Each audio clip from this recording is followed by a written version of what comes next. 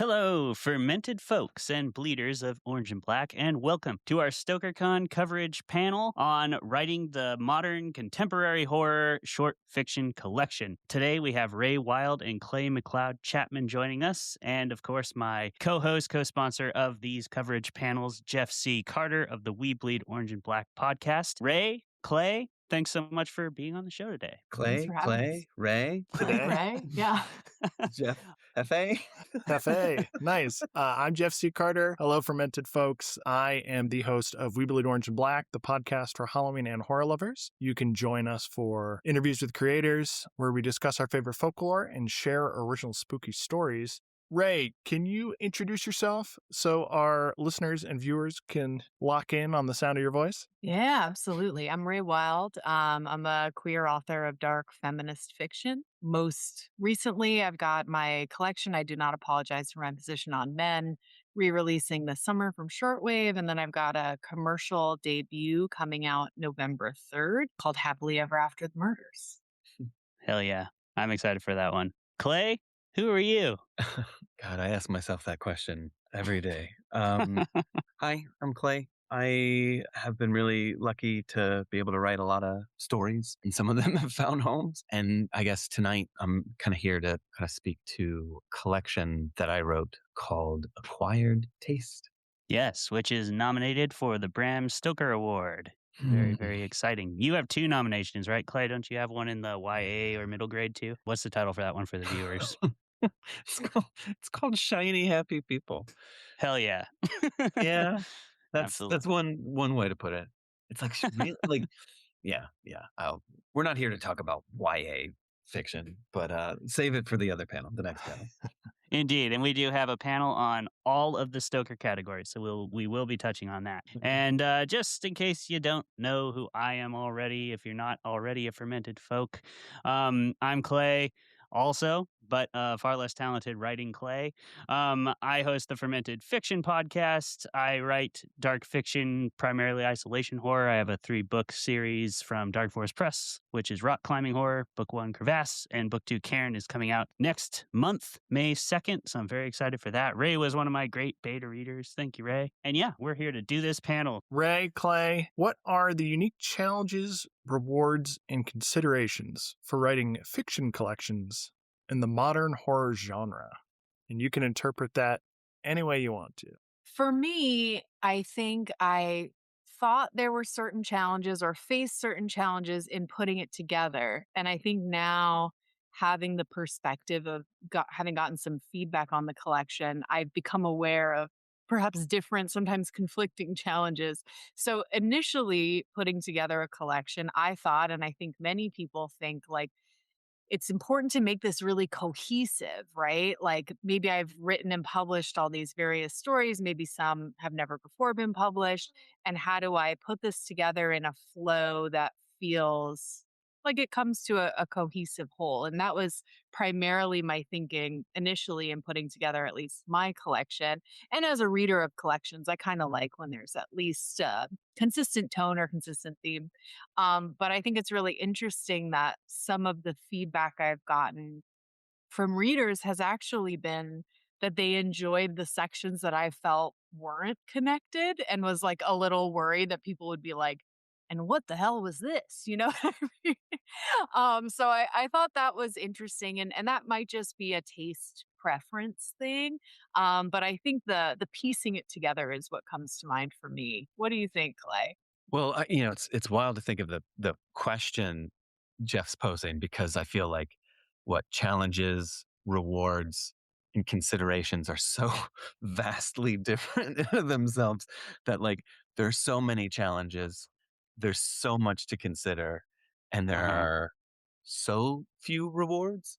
I don't know, like, there's like maybe I should say there are fewer rewards, but when you get them, they're amazing.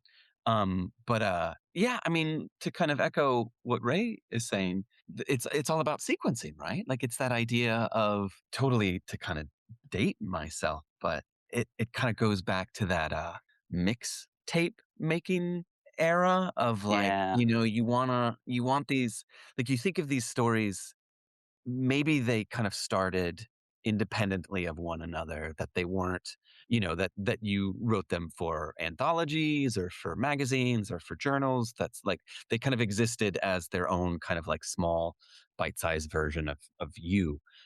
Hmm. And now all of a sudden you're taking into consideration what do these pieces kind of communicate with one another, and how do they kind of speak to one another, and how do you kind of put them together to kind of speak to something larger, that if at most it's just, this is one author's kind of uh buckshot of stories. um but I don't know, like I loved making mixtapes Hmm. as as a teen, in high school. Like that was the way I said, I love you. Like let's let these kind of songs kind of speak, from from the heart. And I think that a really good short story collection kind of does something similar, where it's like there's a flow, there's a rhythm. You don't want two or three pieces that kind of like have a certain kind of repetition of theme. Or maybe you do, and maybe it's like this is that kind of movement that Ray's talking about. This is this particular kind of section, or this is this particular movement. And then you move on to the next kind of theme or the next thing. But yeah, it's all that kind of like how do these pieces kind of suddenly talk to one another, and how does a reader kind of navigate that? Like, you know, Hmm. do you do it all in one fell swoop, or is it more like, oh, like this is too much like Tang without the water. I need to pace, like I need to like, do one, put it down, because too much of this person's voice is going to be too intense. Yeah, so I have a follow-up question, kind of a two-parter. So first, just for clarification and everyone's knowledge, when you say there's relatively less rewards, are you referring relatively to novels, comics, and other things you've written? Is that kind of what you mean? Like it's hard to sell a Really? short story collection? I have heard that. I think I'm just being cheeky. Um, I mean, maybe I'm not. I mean, like, to your question, it is much more challenging to Hmm. sell, like put out a short story collection. Like, first off, like, how amazing is it to kind of have enough stories to be put into one collection like that? Writers have to kind of work up to that, and it's not something that just because you've written 20 stories doesn't mean you need, you want to put all 20 of those stories out. Um, Right.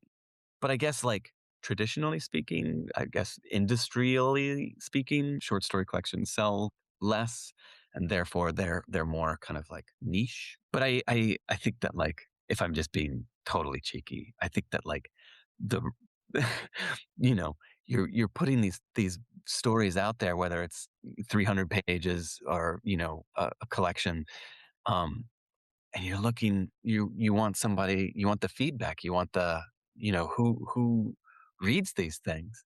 Hmm. um and some days you just feel like you're on a little island, putting little messages in a bottle, little short stories in a bottle, hoping someone out there finds it and reads it. That's Ray fair. writes about boats, so I feel like maybe I do. Ray found Have the a real message in a bottle. ocean boat problem. Yeah. Yeah. Um, How do you feel about the rewards of writing a short story collection there, Ray? I did not think this collection would sell based on everything you just talked about, Clay. Mm, Um, in my case, though, something really, I think, interesting happened with the first release of this collection, which is that TikTok, for whatever reason, locked onto this. And I say whatever reason, it's the title of the it's cover, the right? title for sure. I do not apologize for my position on men. So was able to kind of capture that lightning in a bottle virality moment. And I've been fortunate enough that that seems to be repeating with the re-release, which is really exciting. But I think that's an outlier, right? And from what I've seen, the collections that have really broken through, at least for me, were kind of one of two reasons. Either there was one story in there or one maybe novella length piece that just knocked it out of the park, right? I'm thinking of Things Have Gotten Worse Since We Last Spoke from Eric Laron, something like Hmm. that, where there's that one piece of it that people are just like, blown away by, and that's able to move the collection.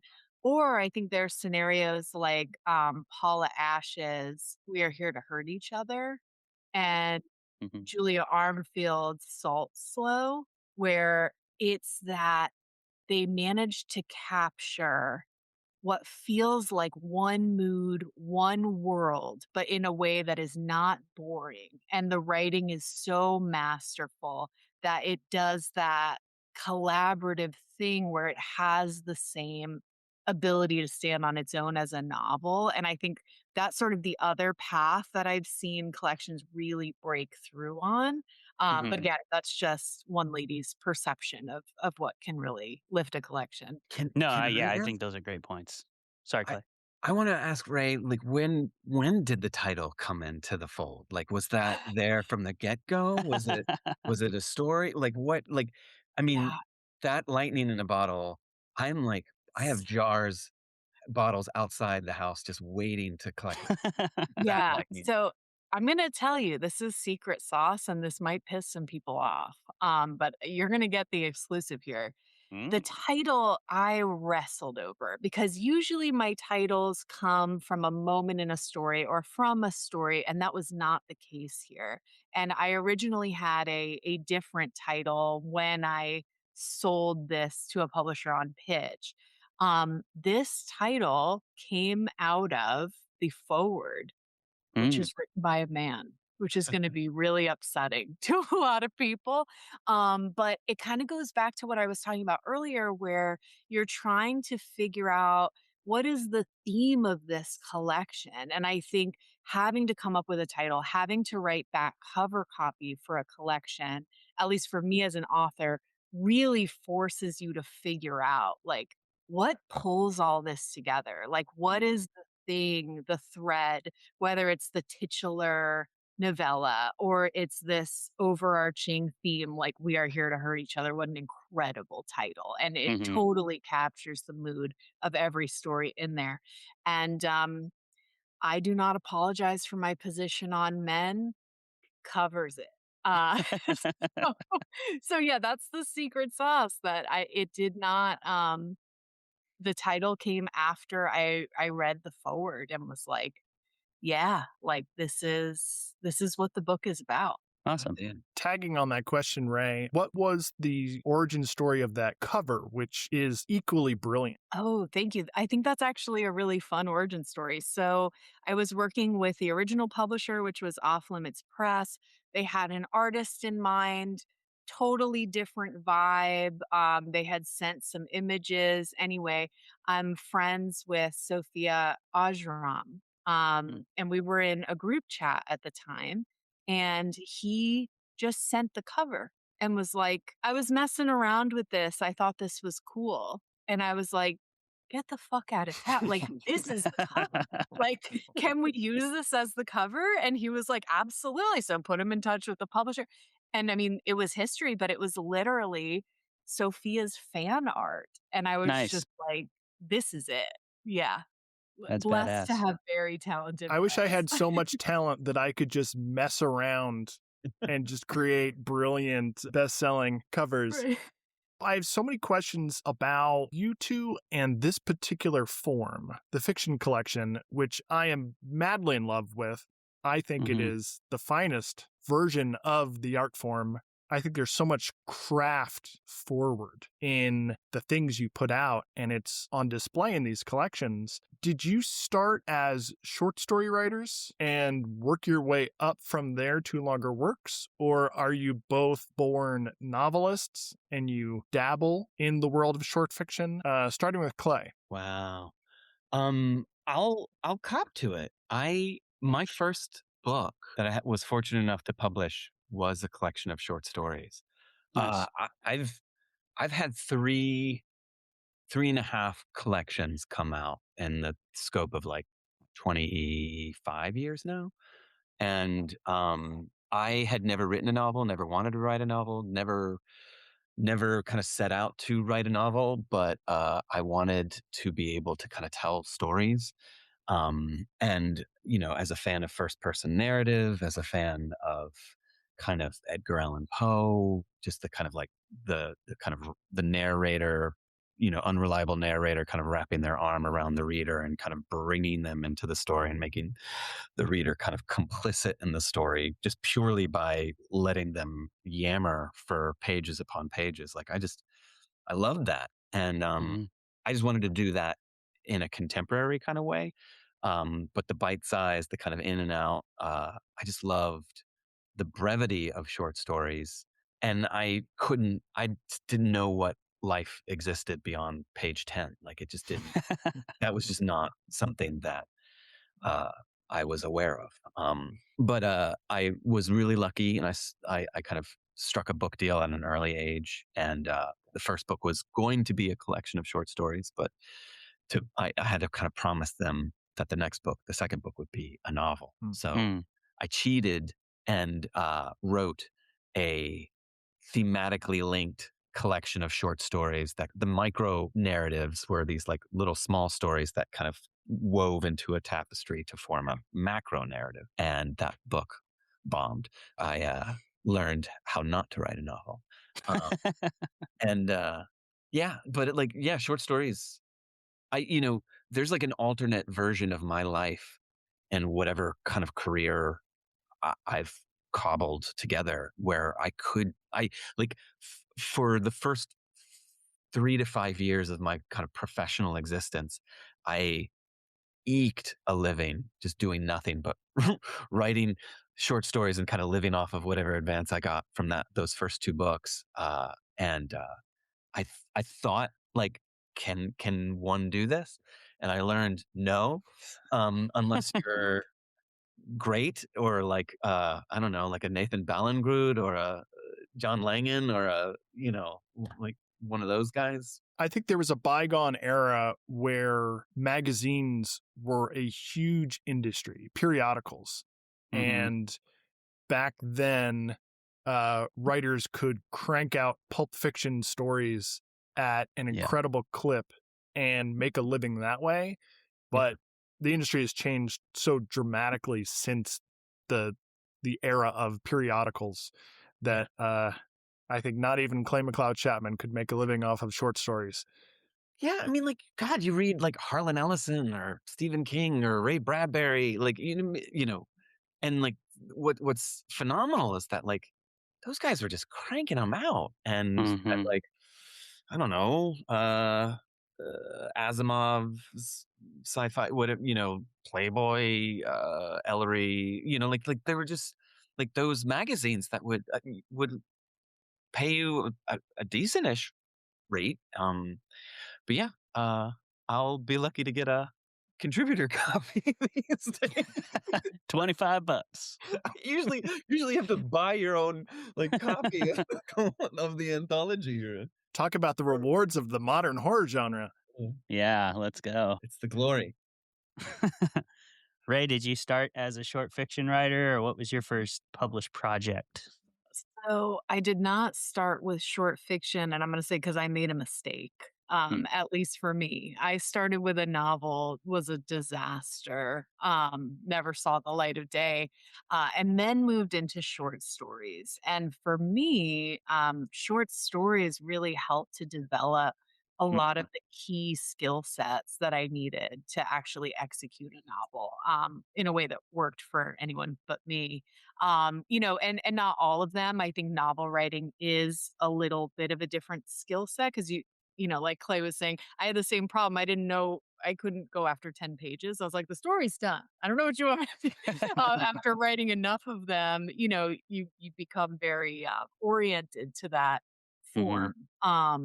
But a short story was my first published work. And I'm so glad now that I took that time that I did. Sorry, my dog is making a cameo. Sorry about him. That's great. But I took that time that I did, and I was also very fortunate that coincided with writing Twitter's sort of golden era, where you could find out about all of these anthology calls and connect with all these presses that were doing these cool things so easily at that time. And I would totally recommend short story writing to any writers that really want to work on craft, Hmm. kind of improve their skill sets because it's so low commitment and you can experiment with different styles and really figure out what works. I Can you think that's a remember what that great first point, story Ray. was? What was that first story that you published? Oh, my first story, it was called Common Oleander. Samantha Kolsnick published it, which she's, a legend author of Waif. And Mm. I actually got an oleander tattoo later on, sort of to commemorate that story. But it's in my collection. Yeah. Nice. So cool. That's great. I think that's a great point you make too about the feasibility of writing and editing short fiction. It's a great path for new writers to do a couple of things. Like you do have a lot more access to critique groups and other authors who are willing to read a short story and edit a short story and talk through a short story with you than like trying to find a beta reader for a novel or a long form project. You kind of already, I feel like, have to have a relationship with those people because it's a big ask. You're asking for a big time commitment, especially if you're asking for a beta read and you expect like in-depth feedback and analysis and like actionable steps you can take towards improving the story. It's a big ask, and you don't want to just ask that. You kind of like Ray. I didn't ask you to beta read something until we've been friends and collaborators for like 3 years. And that's what I would say, writers. Don't be asking people, hey, will you beta read my book, Clay McLeod Chapman, now that you've been on my podcast one time? Like, don't do that. Build That the is a relationships and work with people. that is a third, maybe fourth date question. Absolutely. Absolutely. And in terms of writer relationships, those dates take place over a course of years. Like third or fourth Stoker Con, Clay. I'll come talk to you again. But I think that's a great advice, Ray, and a great practice because you do get that insight, you do get that new level. It also does a second thing, and at least this is for me, I can only speak from my own perspective. I love writing short fiction. I write more short fiction than anything. Mostly I've put out short fiction anthologies as an editor or a writer. But it also helps me get ideas out of my head, which I think is probably helpful for all of us, judging by this, like all the short stories we've written. But it lets you know which ones have a lot of legs, and maybe you want to expand. And it also lets you know the ones like, hey, maybe this was just a cool idea, and 15 pages is plenty, and I'm done with it. Like my 3-book series, Rock Climbing Horror, that was originally a short story. And I was like, I want to write more of this. But I've got several short stories where I was like, this could be a novel. It's not. It's not a novel, and that's okay. Like, if a story's over, a story's over. And that's what's best for the story is to end it when it's over. Otherwise, you end up with Dragon Ball Z. And, what are you going to do? But I don't know if you guys have any thoughts on that, other benefits of writing short fiction in that regard. Well, I just want to shout out 2 longer works. Ray, you have I Can Fix Her, and Clay, you have Wake Up and Open Your Eyes, which both have their seeds in short story collections. So what was it like when you wrote those short stories and it lingered and it haunted you and you're like, you know what? I think there's something beyond page 10 here. Oh, it's awful. So for me anyway, it felt like and it wasn't a story so much as the characters in the story. It felt like a haunting. It felt like Mhm. a bad relationship that you can't really shake off. And like, I don't drink because I'm in recovery, but if I did, it would be like the ex that I text at 2 a.m, Mhm. coming home from the bar kind of feeling like I wish I could quit you, you know? um so it definitely feel kind of like Clay, what you were talking about of like getting it out of you in a way. And I feel finally after I Can Fix Her, like, okay, these characters have left me, and gone on to the great beyond in a wonderful way. Yeah, I call them idea demons. So I'm glad that we can relate on that. Clay, what do you think? I mean, I think it's true. Like, going to your point, Clay, about the kind of exorcism of ideas that there can be like a backlog, like the pipes clog, and Hmm. if you don't get them out of your system, they're going to linger. And I find like just this year, my editor was kind of 4 months late in getting my my feedback back for my next book. And I was like, you know what can I do? I'm just going to wait, but I'm going to just I'm going to get these ideas out. And like, I just spent the time kind of like writing stories, and it, they're not in my system anymore. So I feel like I went on a cleanse, a creative cleanse. And the are they good? I mean, probably, maybe something's in there, but like the kind of like the value assessment of like, well, that sucks. Like it kind of it takes a certain weight off, and it's like, oh, well, it's only 5, 10, 16 pages, and like it's like I got it out. Like I don't have to like harp on it anymore, and therefore the the time wasted versus the value added of writing something good, uh I don't know, like there's less pressure, and like the kind of epiphany or discovery or the kind of revelation of like, oh wow, there's something here, like let's kind of keep working on it, let's nurture it, let's develop it, and maybe it becomes something larger, maybe it just stays a story. Um but Jeff, to your question about stories kind of being the genesis for longer works, I cheated. When you kind of name drop wake up and open your eyes, and like for me, honestly, that was just going to be the middle 200 pages. Like when I was like originally writing that, thinking of that, like it was just going to be this family of four stuck in a house as they kind of individually kind of succumb to their own screen demons. And my editor was like, this is really suffocating, and we want a more macro view of the world. How can we like pull the lens back and kind of look outside of this one house and see what's happening everywhere? And I was like, oh shit. Like how, like, what is like, do I have to write The Walking Dead now and like, kind of watch the kind of zombie apocalypse happen? And it just so happens that I had written this story, that I was like, and I was just like, I'll just take this and kind of bring it, which was like a 10-page-ish story. And I was just Mm. like, I'm gonna take that and just kind of let it be a kind of off ramp into this larger kind of worldview. Um, because and like maybe to speak constructively and not just mealy mouthy, I think that short stories also kind of provide authors, writers, an opportunity to kind of noodle. And I think of it like kind of in like music terms. I'm not a musician. I've always wanted to be a musician. I would love to have the talent to play an instrument. But like when you see a band that you love live and they're like workshopping new songs, or like we're going to play this Hmm. thing for the first time, or like you hear you hear phrases or versions of things that will some point kind of exist on an album years from now, but like you like find them on a bootleg, or you find them in like a Mm.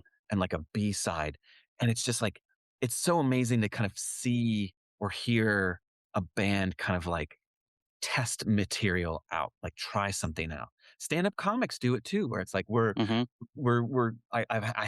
I don't have a set yet, so I'm gonna like test run these jokes in front of an audience. And like I think short stories provide an opportunity for authors, writers to like like workshop it in a controlled, contained environment, like a anthology, like just like a short story itself. Like it is the kind of the gestational kind of version of an idea that maybe it wants to be something else, and you don't know that until you kind of put it out there in the world in some form.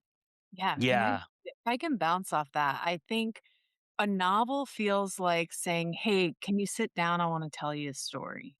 And a Hmm. short story feels like, hey, can I show you something? You know, it's like a Yep, quick, yep. and I'd also love to make an observation without judgment. I think every aspiring author wants to be a career author, and every career author wants to be a rock star. This is Yep. something I have noticed. I think that's accurate. It's so true. Yeah, a Clay McLeod Chapman short story is kind of like, does this look infected? Yep. Well, but yeah, I mean, like, but that's the fun part. And like, who's gonna be audacious enough to put any of these stories in a collection? But like, I, you know, I am not a partaker in illegal narcotics, but I have stoner epiphanies all the goddamn time, and it's that idea of like, you'll just be sitting around and you'll see something, and you'll be like, huh. I wonder, like, like, oh, look, I have a stapler here. Like, what if there was a ghost in this stapler? And then it's like, I'll write a story about that and like test it out, and it'll be like, ooh, the haunted stapler, and it's like, does that want to exist beyond 5 pages? Probably not. But like, is it a good sitting eating Cheetos on the couch way to pass the time? Like, totally. Ah, but what kind of ghost fits inside a stapler? A baby ghost. A baby ghost. That's what I was thinking too. We can't have this whole discussion without talking about babies in horror. And Acquired Taste is definitely going to introduce you to some angles you can take with your horror babies. So if you haven't read it yet, you definitely should. It's a great collection. Tasty, one might even say. But it is acquired, after all. I love what you were saying there, Clay, too, about how short stories are a great, well, both of you said this, but how short stories are a great way to sort of sample an author's wares, essentially, and get a good vibe check on an author. That's another thing I definitely recommend if you're getting into reading horror more regularly and you're like, who should I read? You don't necessarily have to go to Bookstagram for that. Not that Bookstagram isn't a good place to try that out, but another thing you can definitely do is, it's kind of like when you start watching movies based on the director instead of the actors. That means you're really starting to watch movies. I think you could do the same thing with reading short stories. Like, if you find a collection you like or some consistent stuff from a publisher or an editor, like specifically editors that you really like, start reading the collections they put together, the anthologies they put together.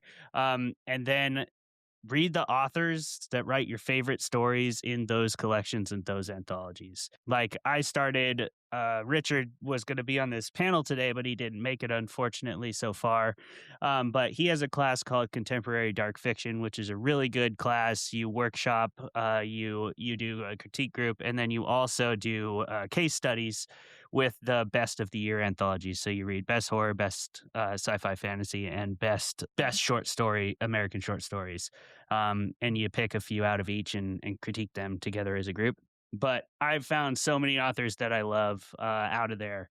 In fact, as I was reading for this panel, I realized that Thomas Ha has a story in best sci-fi and fantasy, The Window Boy, and I didn't even realize that it was honestly that it was even the same author until I started reading his Forgotten Sons that's nominated for the Stoker, and I was like, oh shit, Window Boy, this story freaking rules. So if you haven't read Window Boy by Thomas Ha yet, it's a great short story. But what do you guys think about that? Do you have any recommendations of editors you really like, publishers you really like that put out great short fiction anthologies, or places where people can find really good short horror? That's a great question, but unfortunately, you distracted me with what you said before because now all I can think about is like, holy shit, can we talk about John Langan for a moment? And I know I'm late to the John Langan party, but he is absolutely one of those authors that now I have found through a short story collection that I will be checking out more. In terms of finding it, I think I could be wrong, but I get the sense from different publishers what vibe they are looking to publish. So, like, we were talking before we started recording about Clash, like, you can pretty much count on them to be transgressive, loud, in your face, these really out there concepts. Whereas, I'm thinking about like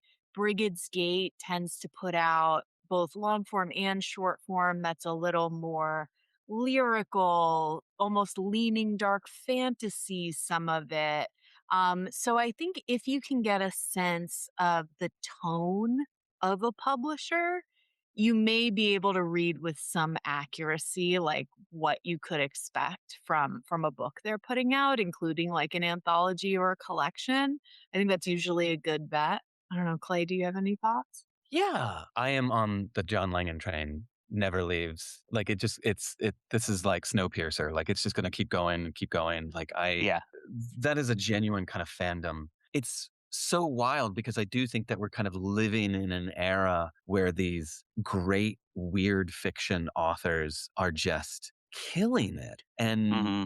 you know, it's primarily in the short story form. And it just kind of blows my mind that we all get to kind of just read their what feels like kind of like wholly formed table droppings, that they're like just like little nuggets, like 20-page stories that are kind of entire worlds in of themselves. I would be so lucky. It would be a miracle to like write anything in like 20 pages from John Langan is like that's a life goal. Like that's a like if I could ever aspire to anything, like that to me is he's the best. But yeah, I mean, I do think that the difference between an anthology versus a collection, where it's like you get the sampler platter, you get like Hmm. here are 20-ish authors. You'll read one story by this person, that person, and you'll be like, oh, I really liked this Haley Piper story in this anthology. Now I want to kind of find more of their work. Hmm. And then you can kind of like you use the anthology as a way of like it's the gateway drug. It's the kind of like the aperture into the larger kind of body of work of any of these individual authors. And I mean, as far as editors go, like I think Ellen Datlow is Yeah. she's got her finger on the pulse.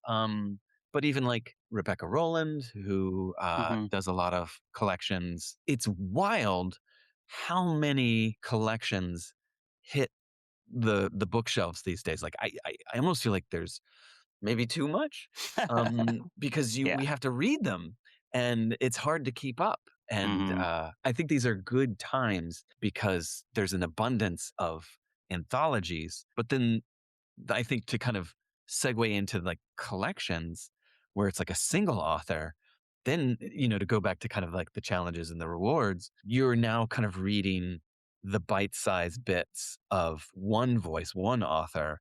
Hmm. And it becomes a different exercise, a reading exercise where it's like, oh, now I'm noticing the thematic threads. I'm noticing the pet obsessions. I'm noticing the like what is it about this author that they've addressed or kind of explored within the kind of realms of short fiction, that they either challenge themselves by like mixing it up with different kind of forms, or like this is my poem, long prose poem story, this is my epistolary story, like like there's, but it's all coming back to that one voice, which I Hmm. think is like how do you kind of keep a reader interested in a single author for an entire collection? That's a huge challenge that not every, like you have to be a really good author to kind of keep us, or the reader kind of like takes it in kind of small little bite-sized bits, like I'm only going to read one story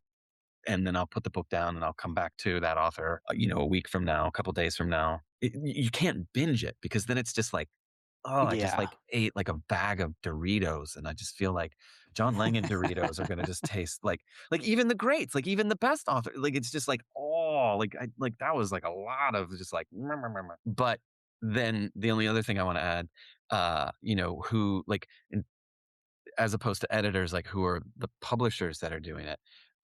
Ray, I feel like, uh, Alan at Shortwave is Hmm. doing something really, really interesting.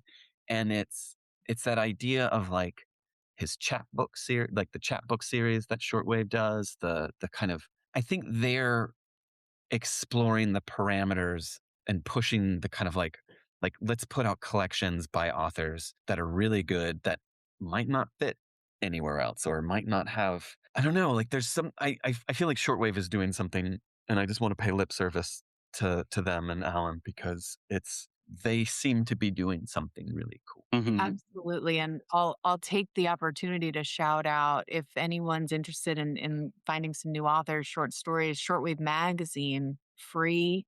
You can Mm. find that online. Could be a really nice entry point to finding some great authors that are new to you. Absolutely. That brings up a question. Sorry, another follow up question. Jeff, I didn't mean to step on you though. Did you want to ask something first? I just have follow-ups upon follow-ups, so go for it. So many follow-ups. We talked a little bit about the bygone era of those periodical serial fictions. I wonder if the anthology in some ways has sort of become the replacement for that in the market, because we do have the benefit of packaging them in this sort of similar packaging, but we also get the benefit of, like you said, Clay, that sampler platter effect. So they did Mummies recently at Flame Tree or whatever, right? So then if you like mummies, I'm already bought in. Like, I see there's a few authors on there that I like. I see it's about fucking mummies. Let's go. You don't have to sell me any harder than that. And I think it works on the same level as the periodicals in a lot of ways. Totally. But then you get to be like, oh, what is Haley Piper's version of a mummy? Like how, Exactly. what would Ray's kind of like version of a mummy be? Like, that's what I want to know. Like Hmm. it becomes like when you have a themed collection, or I'm sorry, anthology, like it's twofold, where like if you're invited to kind of either submit or participate in a themed anthology, there's like that moment of like, oh God, do I have a Godzilla story? Like, do I have a like, is there like, am I gonna? So there's like an inherent challenge to it, but Hmm. the kind of success, the reward, as the first question kind of asks, is like, oh, I wouldn't have written this otherwise. Right. But I was challenged to write something kind of outside of my wheelhouse, outside of my kind of like personal comfort zone. And I wrote a mummy piece, and isn't that cool? Hmm. Hopefully it's good. But sometimes, like sometimes those mummies better should have stayed in the tomb.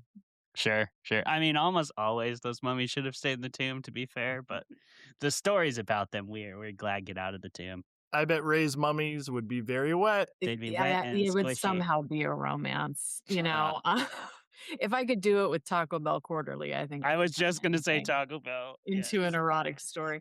I think there's pros and cons to that sort of shift from the time when, your county newspaper was publishing short stories. Like, I'm a big antiques person, so I like to look through the town newspaper from 1860, and you'll see like poems and short stories in there, and that's so cool, to today where we have these anthologies as maybe a replacement for that. Because I think, on the one hand, if you're a person that loves ladies in heels crushing snakes and the anthology is called Ladies in Heels Crushing Snakes, like, perfect, right? Like, it's very easy to find specifically what you're looking for today. I think what's Mhm. gotten harder is maybe discovering new things that you didn't previously know that you loved, in terms of theme with that sort of model. So I think it's kind of, pros and cons, and also indicative of how the world has changed, right? I think with social media and the internet, it's easier to find niche communities. It's also, in a lot of ways, because our lives are largely controlled by algorithms, Clay, as you know very well and explored in your work. Um, it Yeah. it can be hard, if you wanted to be exposed to ideas that are different from what ends up being your algorithm. Mhm. I do want an anthology. I didn't know I had a hankering for women's heels who crush snakes, but Ladies in heels now crushing snakes. ladies in Yeah. heels crushing. I'll read that anthology. It could Yeah. be fun, but now that we're saying it more, I'm thinking that might be like OnlyFans material more than, it feels like there probably is an audience for that, but maybe not reader. Does OnlyFans do 100%. short story collections? Not yet, Not but yet. we could Patreon we could get exclusive. together after this Yeah. recording. We could make something happen.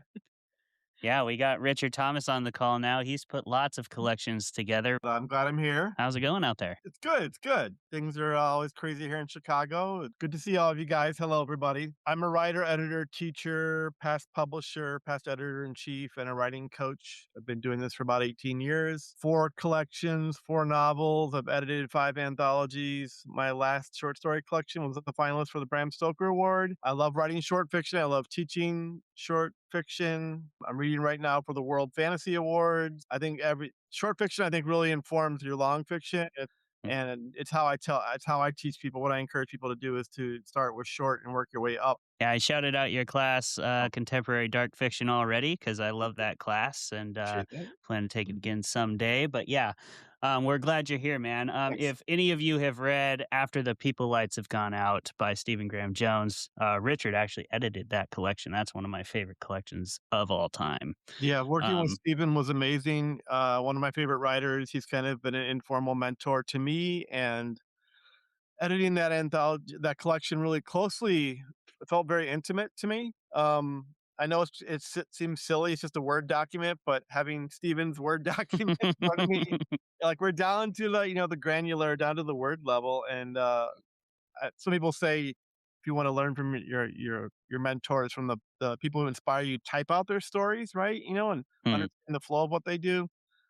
Editing that collection very closely, as closely as I could, I learned a lot from him, and he's one of my favorite authors, one of my favorite short story writers, and Father, Son, Holy Rabbit, which wasn't in that one, but was in an anthology. I edited one of my favorite short stories ever, and I think I learned a lot about how he puts together his stories. Yeah, it was a great collection. Thank you for the kind words on that. I appreciate that. Oh yeah, I actually didn't even know you were the editor, and then you just brought it up in class one day, and I was like, "Oh no, fucking way! I love that collection." Um, Jeff, I know you had some follow up questions. Do you want to ask one of them now, and I can shut up for once? Clay Chapman, you had mentioned the sampler platter. We had a sort of passing exchange the last time I saw you in person where I'd mentioned that I read your new collection, Acquired Taste, and I said, my favorite story was Our Summer in the Pit. And you kind of looked at me confused. Like, why would that be anyone's favorite story? I mean, isn't that the joy though? That it's like, I give you the kind of side eye of like that story, but it's one of the rewards is that when readers come to you, if you're fortunate enough to kind of be in a conversation with someone who's read your work, then they can say, oh, I like this. And maybe there's like the radio hit. Maybe there's the single that goes out there to kind of go to Ray's point that we're all authors are sad musician wannabes, but it's like, oh, this is the one that everyone's going to talk about, or this is the one that people are going to kind of focus on. And over time, like there's an aggregate of like a consensus that maybe that's the one, or maybe you're lucky enough to have a few. But then there are I don't know if they're orphans or B-sides, but there are those stories that like kind of like stray a little bit further off the path. Mm-hmm.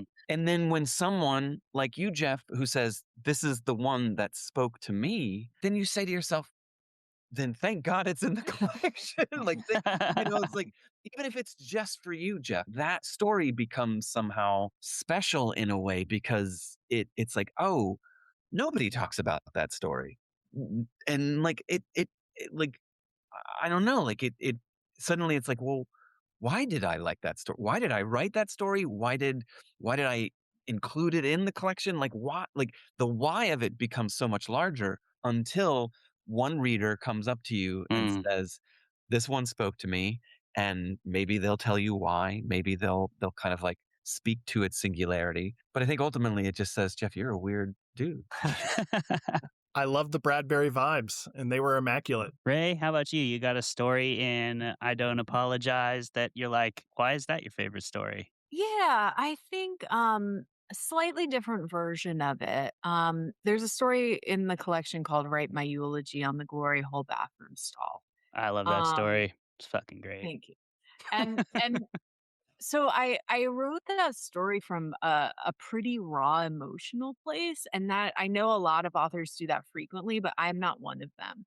Mm-mm. So it felt like it wasn't as polished as some of my other stories. It's not, frankly. It's not as polished. It's not lyrical. Like I try to keep my writing pretty lyrical and like I'm usually focused on prose and like that story is so not that. It also leans into extreme horror, which I don't usually do.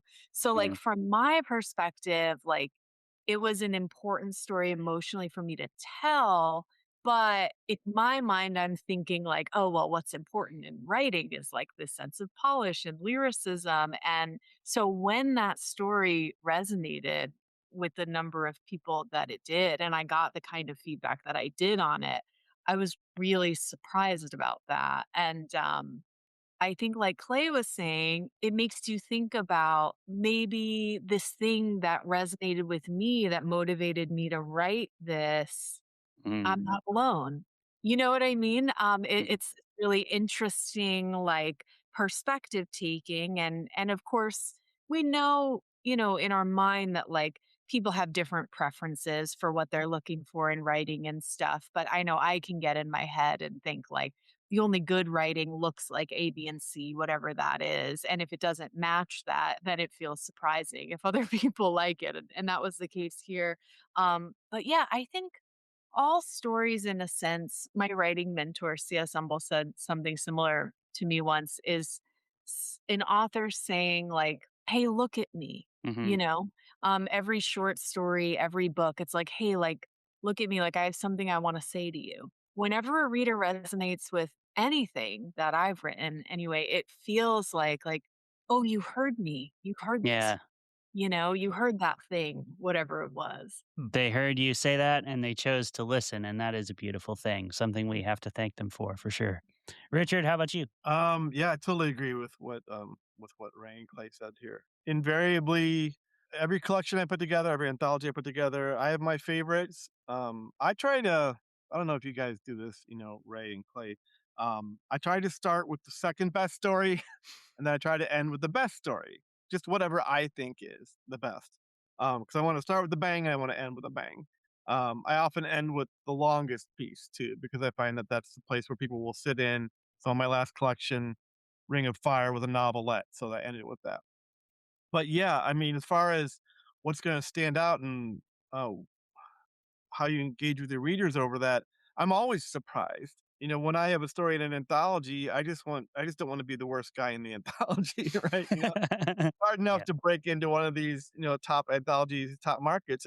Then you don't want to be the one that the reviewers say, here's the ones I loved, and then here's the ones that I didn't understand, like Richard's story. Don't want that. Oddly enough, I have a story in Best Horror of the Year this year, called Sunk, and I'm like, of all the stories, the 180 stories of the past 18 years, this is the one that Ellen puts in? I was surprised. I'm totally curious. Does Ellen speak to you about why she selected it? Like, does she ever just say, "I"? Is it like, "I like this story. It's going in," or is she like, "I like this one because"? Yeah, I'm slowly getting over my fear of Ellen to ask her more personal questions. So at StookerCon in Pittsburgh last time, I had lunch with her, and so I was able to ask her some questions. And part of what I found out in our lunch conversation, I did at one point say, "Ellen, what do I have to do to get a story into Best Horror of the Year?" I had Yeah. one in a co-written story called Golden Sun that I wrote with Michael Wehunt and Damien Angelica Walters and Christy Demeester, but I never felt like I had full ownership of that. So I'd asked her, and three things she told me, which I think kind of lean into what this story sunk. I asked her how she defined horror, and she defined it a little differently than I do. So I think of my body of work, there's probably a third of my stories I've written that she probably doesn't consider to be horror. She considers them to be magical realism or dark fantasy or science fiction or something else. And I was like, oh, okay. Another third I figured out had never gotten in front of her. And so a Mhm. lot of Mhm. editors and people who said they were gonna send it in, or I never asked, or I didn't check up on it, or they just, didn't know how it all worked. A good third of my work never got in front of her. I was talking about a story I liked. I said, I said, explain to me this one. Like, what'd you think of it? Like, is this horror? I was just finally gonna ask her all the questions. She's like, tell me about the story. She's like, I don't remember that one. And so what I Mhm. realized was it never got in front of her. So a third never got in front of her, and then the last third was just wasn't good enough. I can live with that. I mean, I'd rather be like one out of 50 than one out of 180. But I did talk to her a little bit about that story, Sunk, and from what I've gleaned, and kind of just speaking to like why people respond to what they do, I think it's all very personal. I think it's also a matter of what stands out. Mm. So the last time I read when I had Gamut last year, year before, whatever it was, last time I edited was editor in chief. Stories I often acquired were stories that did something I hadn't seen done before, or was a unique talent, or was speaking to some mythology I didn't know. Something. One aspect had to be original, fresh, different, innovative, and that often stood out to me. So I think part of what helped that weird little story sunk, which is was in the coastal cosmic horror anthology, was a 2001 word, one sentence story. And so it was this crazy long, big, take a deep breath, run kind of stream of consciousness over 10 or 15 minutes. Because at the time when the anthology had an open call, I talked to my students and I said, hey, let's all submit. Let's see if we can get in. And I didn't have the brain power or the bandwidth to write something really smart in 5,000 words and amazing, but I wanted to be a part of it. I thought, well, I'll do this thing, which I'd done once before, shorter. Sarah Reed took it for a magazine she edited for. I thought, let me see if I can get over 2,000 words. So it was a challenge to get over the word count. And then I basically went to the website and looked up all the cosmic coastal horror story that Marissa Van Uden had listed there. I just put it all in the story. So the second challenge was, can I put all the stuff in the story and get it in front of her without her going, Richard, you just pulled everything off the website. What's this hot mess you turned into me?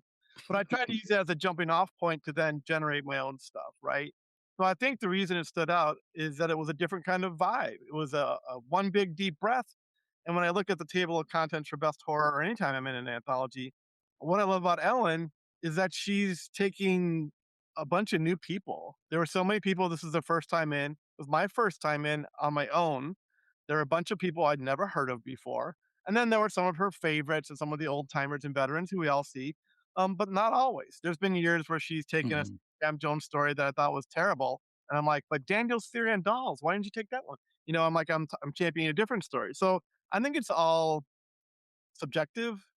And I think in any given year, whether it's getting into an anthology or your stories in a collection, or what's going to resonate with the reader base, is that it's whatever happens to hit at that point. I think in the last couple of years, kind of looking at pre-COVID, during COVID, post-COVID, different stories Hmm. hit differently. I teach Josh Mallerman's Bird Box in my dark fiction class that Clay mentioned, and reading that pre-COVID was a different vibe than reading it during COVID and post. It was very claustrophobic. Mhm. Mhm. It changed. Then post-COVID, it really resonated in ways that it didn't previously. So in my last collection, there was one weird little story called In His House. There was this second person cosmic horror. And that was the weird story in there that I didn't think anybody would like. And so anytime I see anybody say, oh, hey, love the collection. Here's my 3 favorites. Anytime I see In His House, I'm like, that's awesome. Mhm. Because I didn't think anybody would like it. And just to hear one person out there say, that's the one that clicked for me, I'm like, cool. When I teach in my workshop, when we do like the best of the year anthologies, I bring a lot of different stuff into the class. I just want to, I'm happiest when each student finds at least one story that they're giving like a 9 out of 10. And it may not be the one I think it's going to be. If I can just find one story that blows them away out of the however many 32 we study, then I'm happy because they found something that speaks to them Mhm. along it. I'm making up for being late. There you go. I actually just shouted out one such story, Richard, in Window Boy by Thomas Hogg. Yes, yes. That whole collection of his now is up for the Stoker as well, and I'm reading it right now because I ran into him at NorWestCon, Yeah. and yeah, that collection is fucking awesome. Let's go ahead and ask this next question. Jeff, you want to take it away? This is something that I'm always curious about how other authors approach this. What I love about short stories is that you write so lean and you let inference and implication do so much work. And I always wonder how much work is being done by the fact that I know it's a horror story. That's a really interesting question. I've never thought about it quite that way. I think so the John List story in particular, it helps a lot if you know who John List was, right? He is the original family annihilator. So I think true crime fans will get that from the title, even that like, we understand what we're getting into. I think more than having readers understand that it's a horror story, what I try to do very quickly is have them understand what kind of story this is, even both more broadly and more specifically than that, like what kind of tone we have here. So, like when you were talking about being really lean and introducing things really quickly, the story I actually thought of was one that starts with the sentence, Sarah was about to come when the apocalypse started. So, like, I want to tell you immediately that, like, this is an apocalypse story. It also kind of has an erotic bent. It also kind of has a humorous bent, like, right away. And I think we can go back to the conversation we were having earlier, too, about sort of the different skill sets that are needed to do short fiction versus long fiction. Because I do think short story writing demands that leanness and demands almost every single sentence to do more than one thing in order to tell a whole story in just a few pages. And that was something that actually ended up working against me a little bit in longer form writing because you need to get 80,000 words out of it, right? Like I can't finish in 20,000 or 5,000 or 3,000 words, right? Like we need to build more. And I think the reader expectations are a little bit different too. I think readers of a short story more often are happy with ambiguity. I think there's more of an expectation that they're going to have to make inferences about this world, about this character, about what happened because it's short form. Where I think in novels, that's a little bit riskier, right? You're going to get readers that are like, but I wanted to know the backstory with so and so. And like, you never explained how the magic system worked. Or like, I don't understand what happened in the ending. Like, I hear that a lot about like Our Wives Under the Sea, where, anyway, that's just a preference thing. But yeah, I do think it forces you as an author to develop the skill set to be able to do multiple things in, every single sentence or at least in every single paragraph. I will concur. And I will say it was interesting to hear Ray talk about it because it makes me think of short stories kind of existing in the negative space. It's what exists off the page outside the word itself. Like, readers, I don't know if it's that writers ask more of readers of short stories, but like the space in between, the breaths in between kind of like they can kind of expand a little bit more. And the reader's imagination kind of like is called to kind of task to kind of like connect those dots. And yeah, I mean I love short stories because, and I love a very specific kind of short stories. I'm going to go back to Poe, because there's something wild about first person narrative as it kind of exists within the short form, because you're basically getting someone telling their side of a story. And the savvy reader will kind of acknowledge at some point. And to your question, Jeff, like, you know, is a reader kind of attuned into something, a different frequency, if they know it's a genre piece up front? I think for me, it's less about the genre and more about a reader saying to themselves, do I trust this narrator? Should I trust this narrator?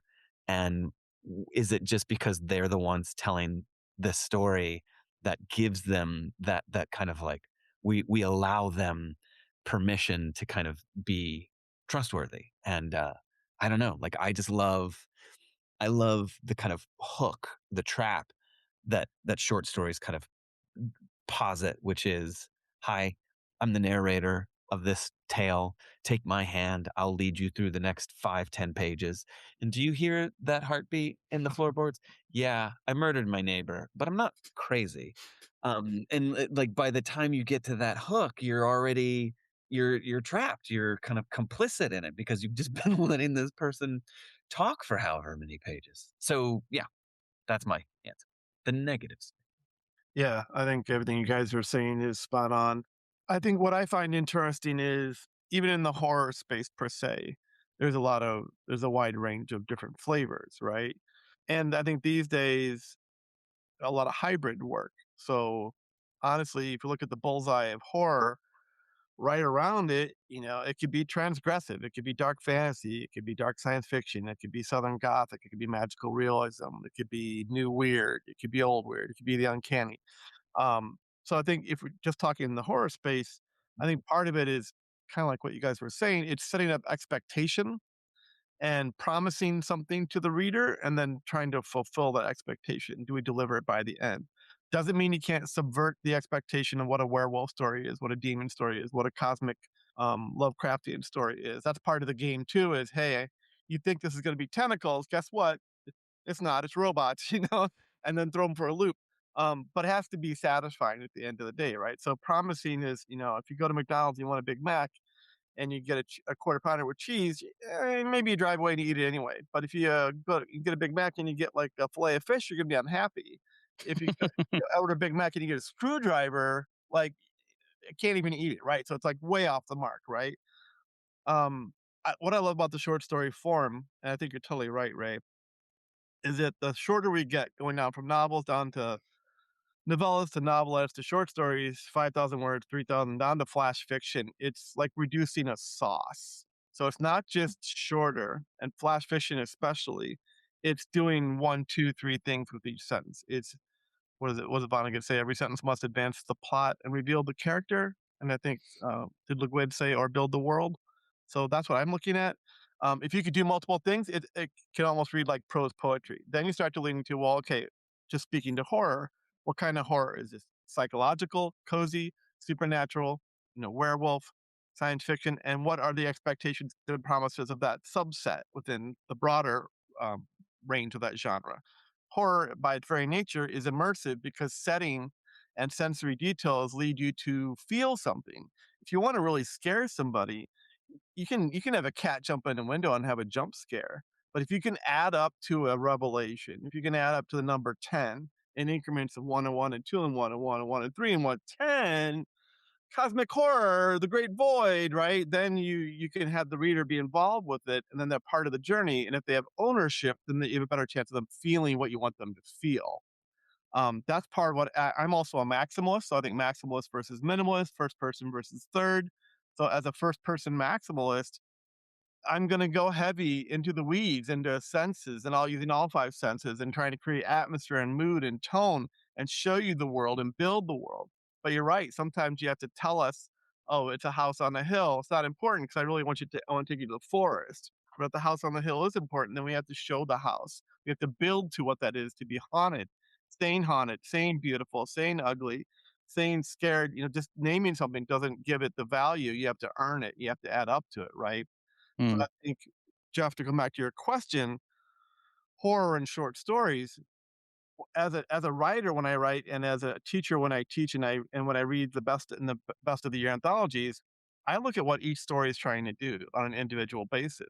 So sometimes I'm more maximalist, sometimes it's more cozy, sometimes it's cosmic, sometimes it's something else. It's uncanny, it's weird. So I look at my work and I look at my students' work and I look at the stories in the best of the year anthologies and I ask myself, what are they trying to do? And then how can we do it better? And if it works, why does it work? Right. And so it's absorbing all that. And the best writers, including everybody here who's with me today and all of our favorite collections, they transport you.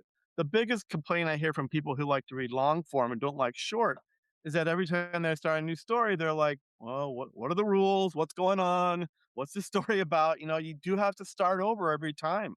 And that can be a real pain in the ass. Now, the Yeah. best authors and the best editors who work with the best authors are going to understand that. And they're going to set it up and they're going to hook you and they're going to build it from the beginning. And so you can figure it out quickly and get into it. Cause maybe we have 5,000, maybe we have 3,000, maybe we have 1,500 words.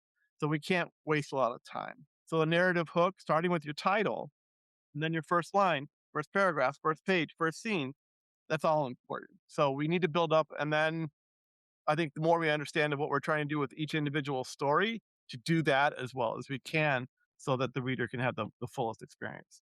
Hell yeah. We talked about preference in terms of like, you can put your best stuff out, you can put your favorite stuff out. You never know what's going to land with a particular audience because each audience brings their expectations and their experience to each story. What I have found from joining a book club, these are all like power readers who can suck down a 600-page book in a day. They hate short stories. They just are allergic to them. I was talking to Johnny Compton about this. You almost need to train yourself to read short stories and to divine the intentionality in each word and each sentence, and that each muscular unit of the story is doing multiple things at once. You can't just skim through it and get it. And like Ray was saying, what happens at the end? If you're not paying attention to how the beginning is related to the end, and the expectations that are being set up, the expectations that are being subverted, often you will not understand the end of a short story. Or like in a Clay McLeod Chapman story, there are so many unreliable narrators. Like, it's on you to catch them slipping and to Can't rely realize on any of them people. when the wool is pulled over your eyes and when the rug is pulled out from underneath you. Mm-hmm. You all do it so well. I love short stories, and man, novelists, take a hike. Agreed. Just a sidebar, like, isn't it wild that like that idea of I'm gonna just chew this 400, 500, 600 page novel and I'm just gonna like blow through it, like the pace, the way that people read these days, where it's just like it's almost like skimming, and that a 10-page short story can stop a reader like that dead in their tracks, and that like the cognitive dissonance of like, wait, whoa, you mean I have to slow down? I have to like savor the words, like I have to actually go beyond the surface of the sentence, like that to me is like, what are we doing, guys? Like, why are we reading in the first place? Mm-hmm. Yeah, it is very ironic that the shorter the story in a lot of ways, the more you have to slow down and savor it. Even though you have such a larger world to live inside of in a novel, but the world of a short story can be just as large. But like you said, Clay, there's a lot of life in those negative spaces and those liminal spaces, and that's one of the beautiful things about it. Speaking of beautiful things, let's give our listeners, as we wrap up here, some beautiful collections that they can read. And I will start just by way of demonstration, because I have a perfect transition into liminal spaces. One I will shout out is my boy Junji Ito, not my actual boy. He has no idea who I am or how much I'm in love with him. But his work is fantastic. These are manga graphic novels. If you've never checked out Junji Ito, he's fucking amazing. Has lots of collections, but this one in particular is really awesome.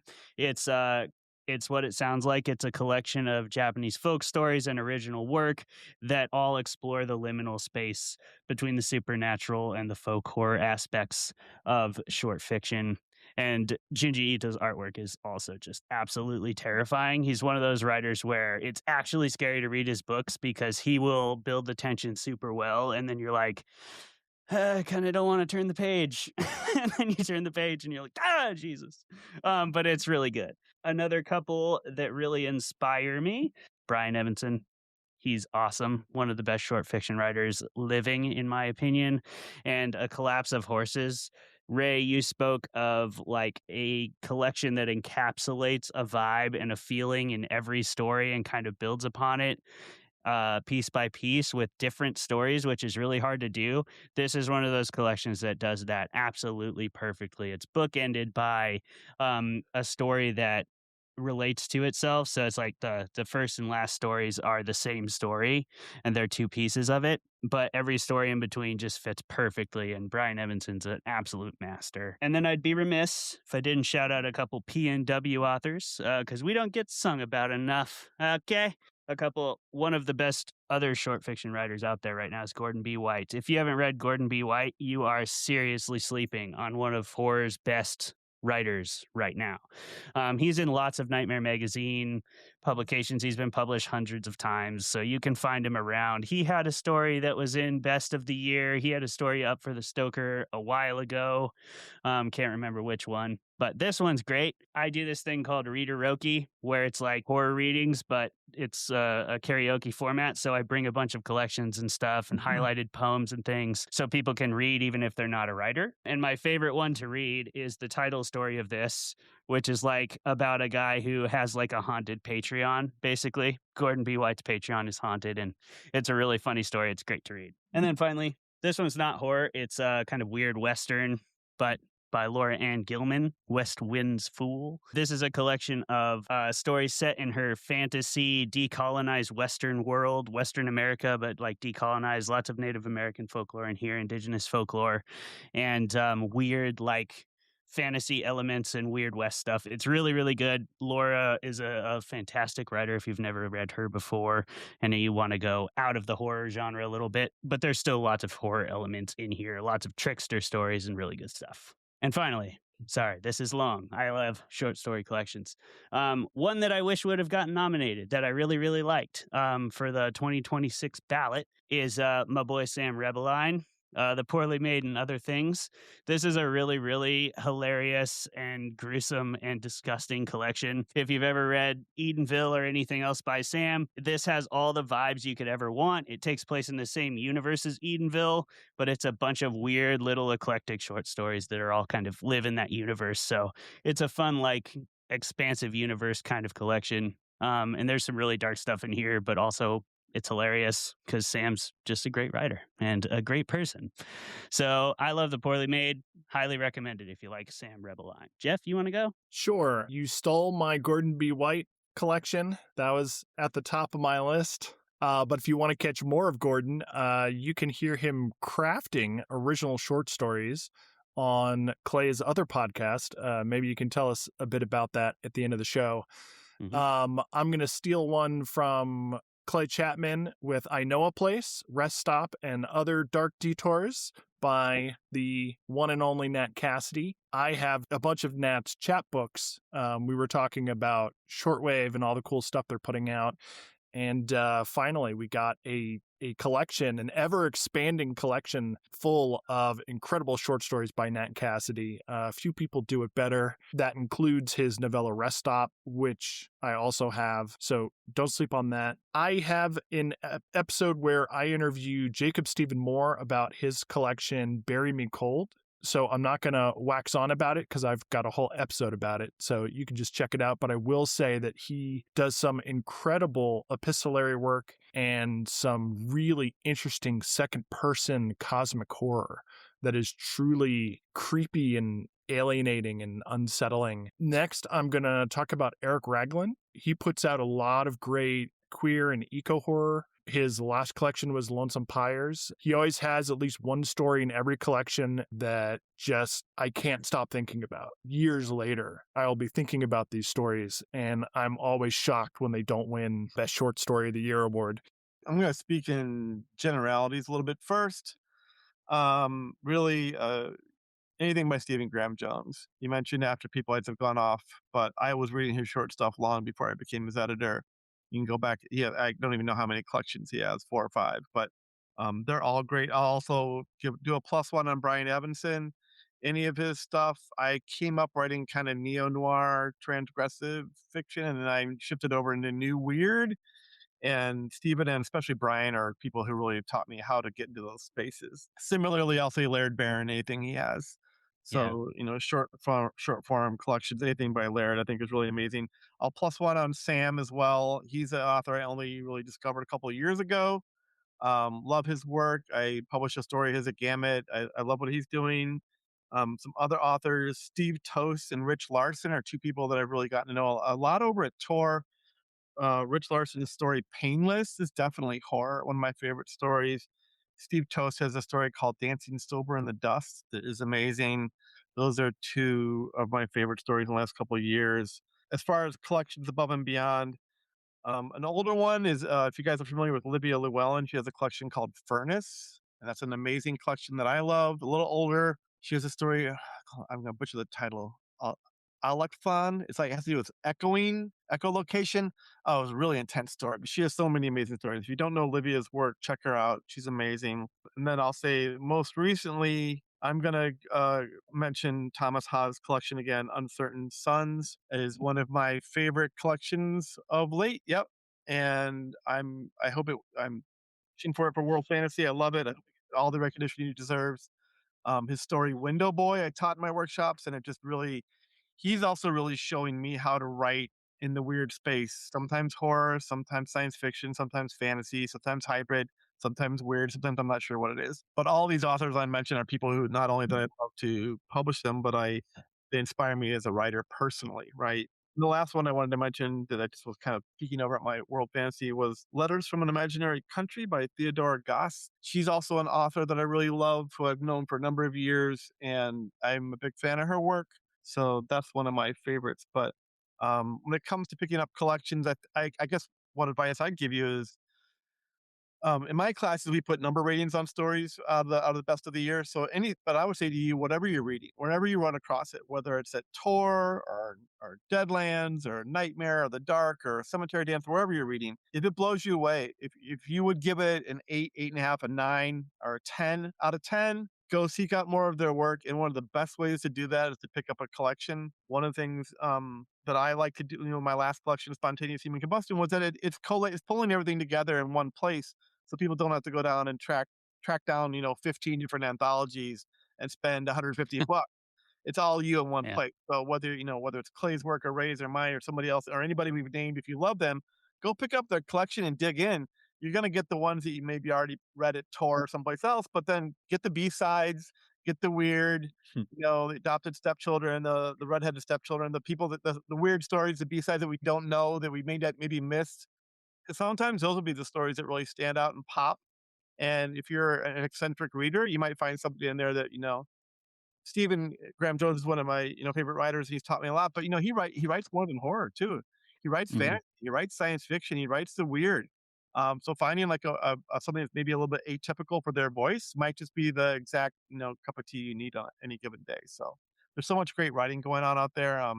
Just really seek out the voices that are really speaking to you. I think you'll be very happy for that. Ray, what are some of your favorites? So, if you're a fan of the work that the Deadlands tends to publish, I was going to recommend this anyway, but Josh Roundtree put out a Mhm. collection called Death Aesthetic that is very much that vibe.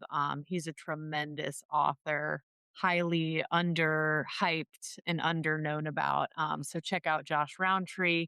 I already mentioned these, but they're repeating, so we're going to do it again. Eric LaRocca's Things Have Gotten Worse Since We Last Spoke.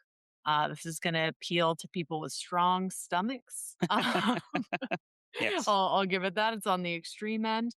Another extreme horror collection that I'll recommend until the day I die. Paula Diaz, We Are Here to Hurt Each Other. Mhm. And I am not typically an extreme horror fan. I find a lot of it leans super misogynistic. So if you've avoided extreme horror for that reason specifically, you will love this collection.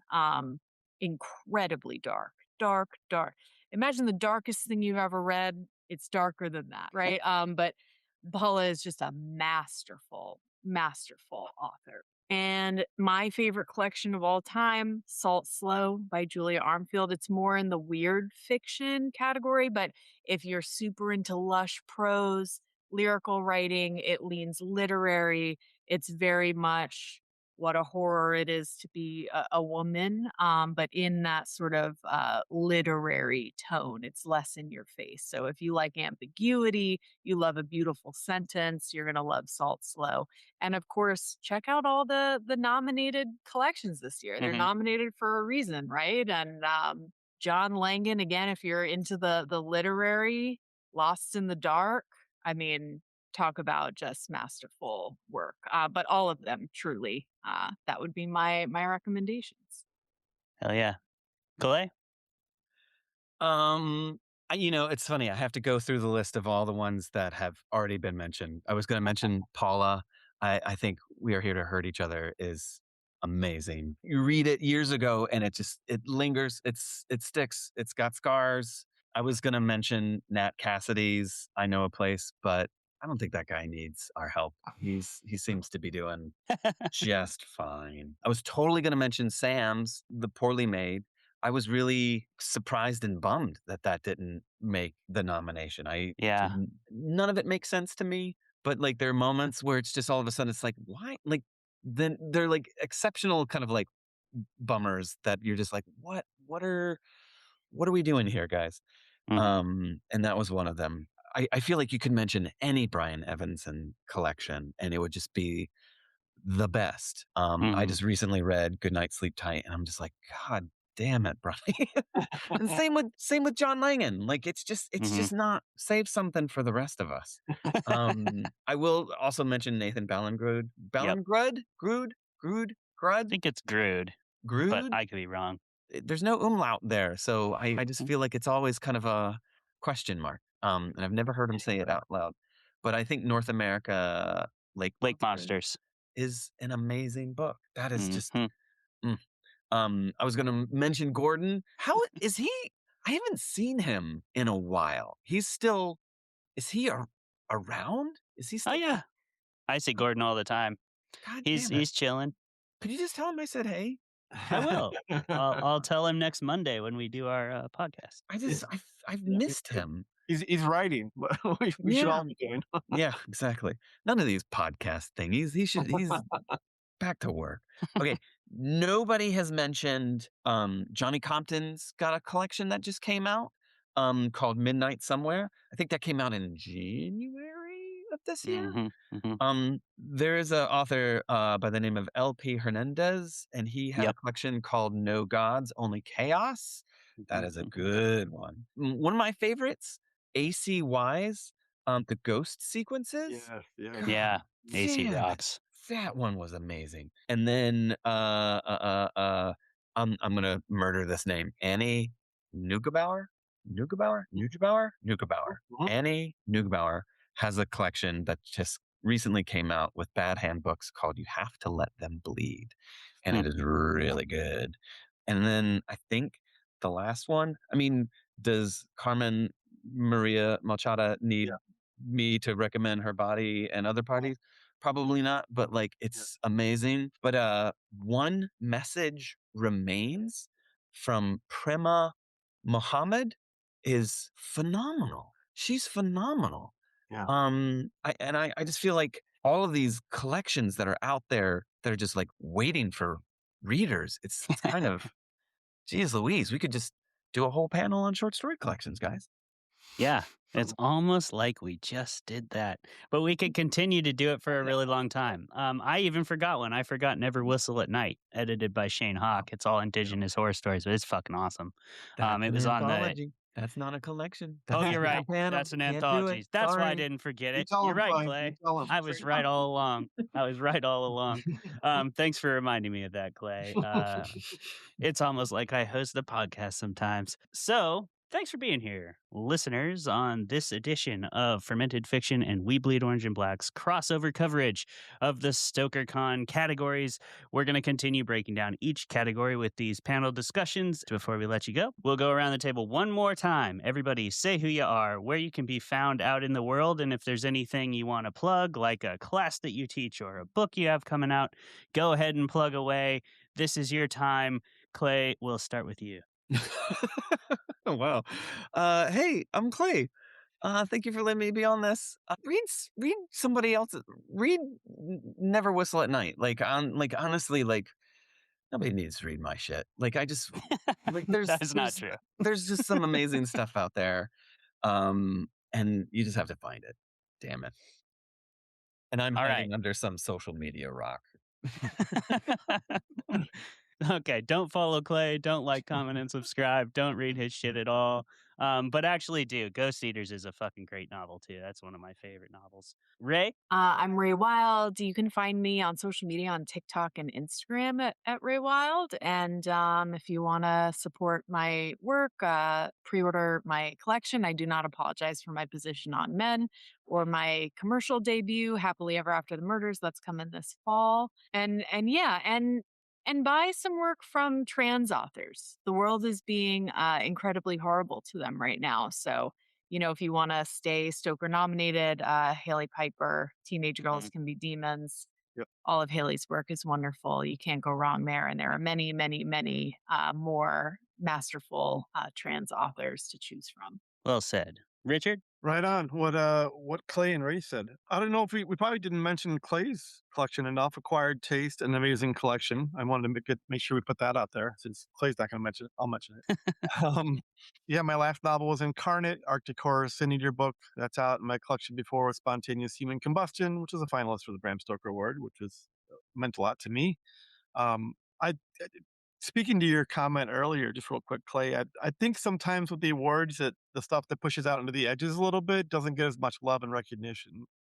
And so I love Sam's work, and I think he's an amazing writer. I think he should have made the final, but sometimes I think they're a little too weird. Maybe it's not maybe that's why it doesn't make the final, but my 2 cents anyway.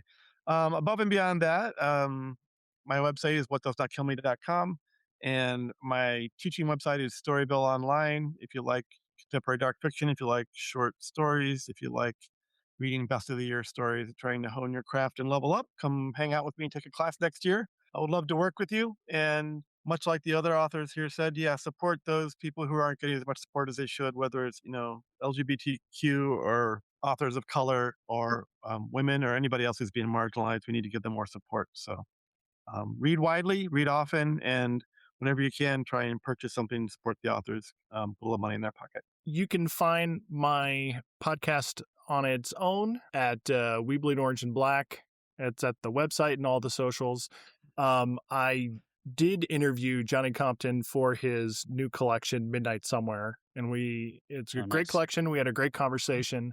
You can find me online on Instagram at jeffc.carter or at my author site, jeffccarter.com. And that just leaves us with me. Again, Fermented Fiction. You can find us on YouTube. We stream every single week, usually on a Tuesday or a Wednesday. We debate movies, books, and shows in the genre fiction realm. You can find my writing at clavermullenfiction.com or on my Substack, Clavermullen Fiction, Fermented Fiction Presents.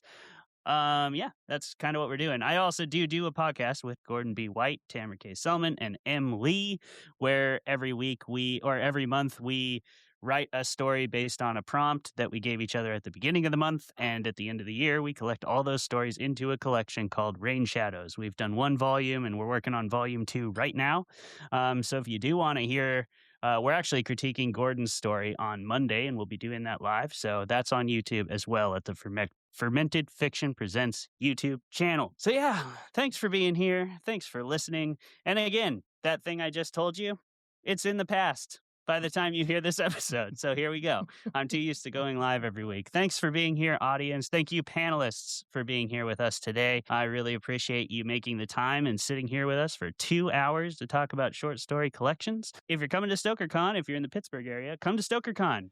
Lots of us will be there. And you can come say hi. You can come hang out with us, and we can talk more about horror because we will do that all fucking day. Thanks for being here. Thank you, everybody. Goodbye.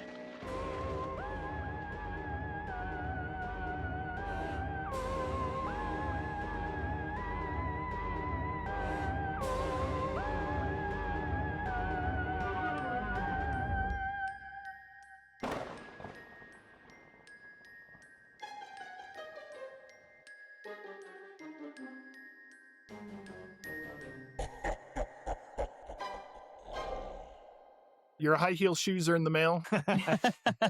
Go out and crush some snails.